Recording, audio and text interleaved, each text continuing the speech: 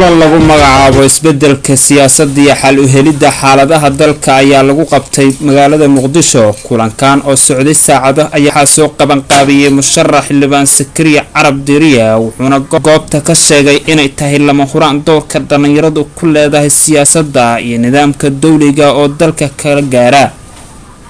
kulanka waxaa ka soo qayb galay qaar ka mid ah bulshada rayidka ee ku dhaqan magaalada Muqdisho waxaana la isla gartay muhiimadda ay leedahay doorka dhalinyarada iyo ka mid noqoshada dawladda dhexe iyo maamul goboleedyada.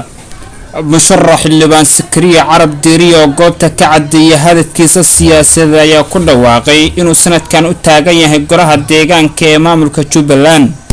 wuxuuna barnaamijkiisu ku howlgali doonaa 4 qodob oo kala ah daryeel daacadnimo danguud iyo waliba dowladnimo buuxda.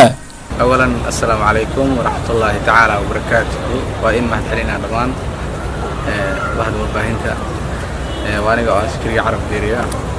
دولكم علير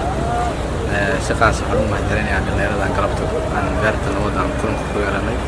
دمان أمور الصوماليات ملك سجوان محلية هي مدام رمضان سودو هي رمضان كريم ومشرح حلبان سكري عرب ديريا كلها ديجان كجبلان سنة كان صودن وصحايا أما كان أنت كديم باللود ديار جروبه إنه كمل نقول نو قصبيسة إن لو بهاي هاي دور كده نقدر نسليه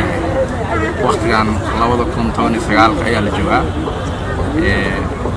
marka taas ayaa ugu qasbaysa inaan ummadii iyo dhalinyarada iyo dalka iyo diinta u shaqeeyo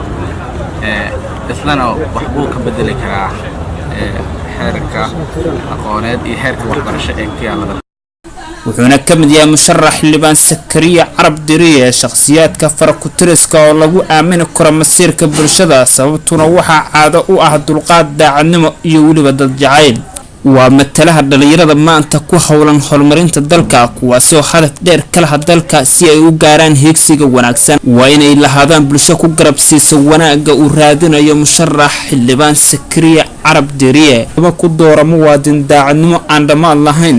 musharax xildhibaan Sakariya Carab Diiriye.